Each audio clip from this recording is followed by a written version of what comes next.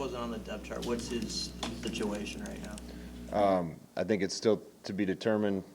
He won't play this week.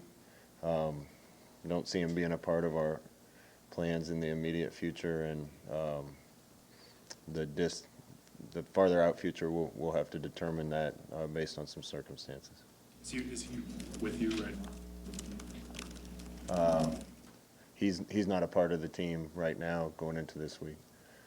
Is that by his choice or your choice? There's certain standards that we ask our players to uphold. When those standards aren't upheld, it doesn't matter who it is, they're not going to be a part of our plans that week or potentially longer. Is it fair to term it an indefinite suspension? No, those are your words, not mine. We just expect all of our players to conduct themselves in a certain manner, and there are certain things that are non-negotiable, and they have to live up to those standards. He still remains in classes, though, and everything, right? As far as I know. Is this related to his court case? No.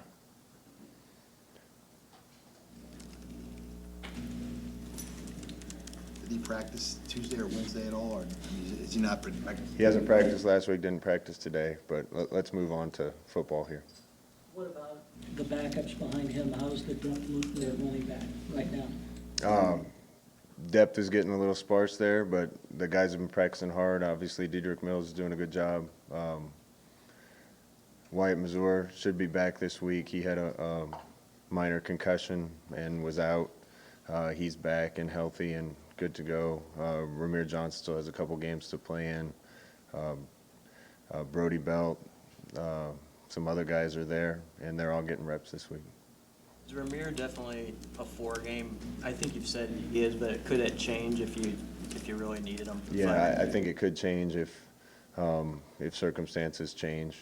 We'd like to try to save the year if we can, depending on how the last half of the season goes. Dedrick played in two very different systems or seemingly different systems than your own. How has he progressed in running the kind of running plays you want him? He's getting better at it all the time. I think probably the big thing was the vision and a little bit of patience in running in our kind of scheme. It's not so downhill and hit right now. We saw how natural he was when we lined him up right behind the center and gave it to him. He's learning how to run in our scheme a little better, and I think he's been getting better every week. So he'll continue to improve. How much did you guys emphasize just the run game last week in practice? A bunch. Overall, I think we need to be more physical, particularly on offense. We worked the heck out of that last week. A lot of fundamentals, a lot of simple things, and hopefully it'll make a difference. Pickering was on the second line on the depth chart. Is he close? Yeah, as far as I know, he is. We got a whole army of kickers down there, and some of them are healthy and some of them aren't, and I can't really keep track anymore. Hope to get him back as soon as we can. I think from what I hear, he's getting pretty close. How are you feeling about your strength overall on offense? You know, the weapons that you guys have and what the Ravens is going to be, starting this Saturday. We'll see. We're practicing whoever's healthy and up and ready to go, and we'll see who's ready and who's not come Saturday. How's Adrian been just kind of getting himself back, ready to roll? Adrian's been working hard to get back, and he's doing really well, working hard. It helps to have a bye week. It helps to have fall break here where he can spend a little more time rehabbing. So he's going to do whatever he can to get back. So you're pretty optimistic for this week, or is it hard to say right now? Hard to say. Overall, just how did you feel about what your team got out of the bye week and been getting away from the game a little bit, and then the practices that it came after that? What did you think about what came out of it? I was pleased with the bye week. I think there were a lot of fundamental things that we needed to clean up. Sometimes you get in the heat of the season, and some of those things can deteriorate a little bit. I saw some of those things operate at a pretty high level and really improve throughout last week. So, again, hopefully some of that back to the basics and fundamental stuff will provide a little spark for us and make us a little better at some of the things we need to be good at to be consistent.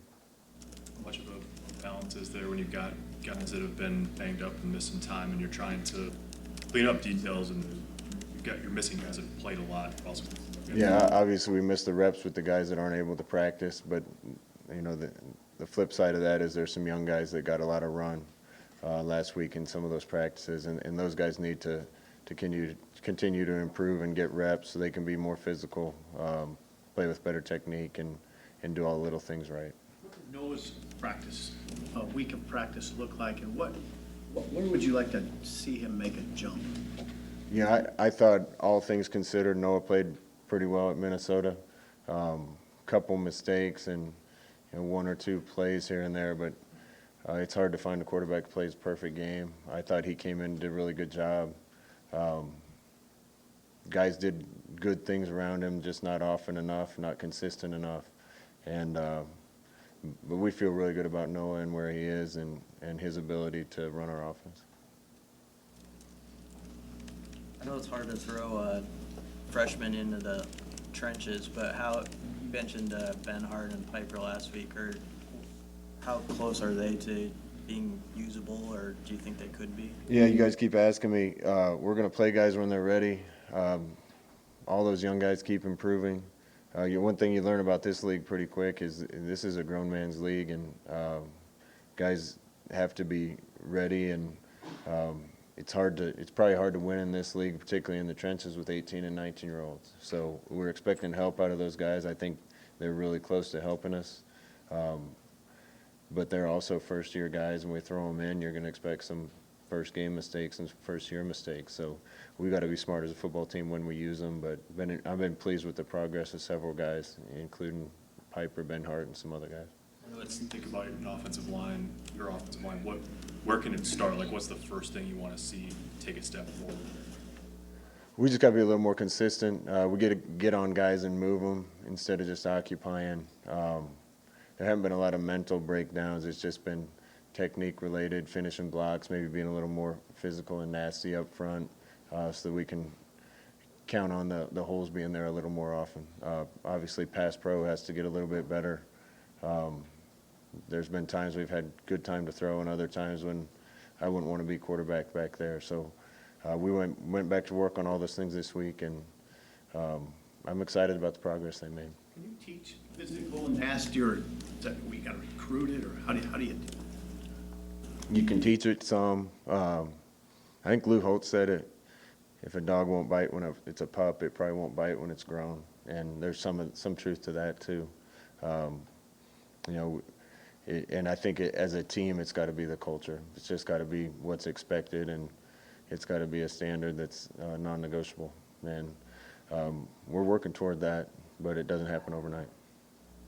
A lot of the players talked about being mentally refreshed from that bye week. What to you does it look like on the field when it's full of players who are mentally refreshed? Practice looked a little faster today, a little crisper. Guys were running without hobbles and limps, and it's good to see. It is a long stretch. I know it's college kids, and they should recover faster than some of us old guys, but it still takes a toll on you, particularly we don't have a lot of depth in some areas. And I thought everybody had a little more pep in their step today. I know tempo and pace is central to your offense, or has been at this point. You examine at all how fast you guys are playing on offense and how that relates to how it may affect the defense? Yeah, we think about that every week, honestly. We're still not playing at the tempo I want, but I think a lot of that's by choice and for a lot of reasons. And some of it is by choice, some of it isn't, but I think that'll continue to improve too. What jumps out to you about Indiana is looking at them through 7 games? Yeah, I've watched them more on D than O so far. I think they're big and physical up front. Have some corners that can cover. They play a lot of press quarters and some man, mix in some pressures. They really run to the ball, play hard, tackle well, cover well on the outside, and they're pretty hard to move in their front seven. So I've said this a bunch, but there's a lot of good teams in this league, and you better show up ready to play every week or you're going to be in trouble. There's a video brought this morning, you guys. Is this alternate jersey? Yep, we're going to wear the alternate jerseys this week. So I told the team this morning if we're going to wear them, they better show up and play with an attitude that makes the Black Shirt alumni proud. Any reason why you picked this week to learn? No, not really. We're running out of home games. I want to go back to Washington for a second. In hindsight, that always being 20/20, is there anything you wish you had done differently in managing his situation over the last 2 years? No, I wouldn't do anything different. I wish things would be a little different. Listen, Coach Osborne was this way. He wasn't quick to crumble kids up and throw them away. Some of the kids that are in some of those situations, if they're gone out of this program, that road doesn't lead to very many good places. So as long as I'm here, I'm going to try to help these young men as much as I can. That's the promise I make to their parents when I sit in their living room and tell them we're going to try to help them no matter what. There's certain things that they know if they do, I'm not going to help them, and they're on their own. But I want what's best for all these guys. So we're going to try to continue to help them as long as they can be helped. And there always comes to a point where you have to throw your hands up and say we tried. But until then, we want to do what's right by them. 'Cause I think that's the right thing to do. And we certainly tried to do everything we can for Mo, and hopefully it works out well.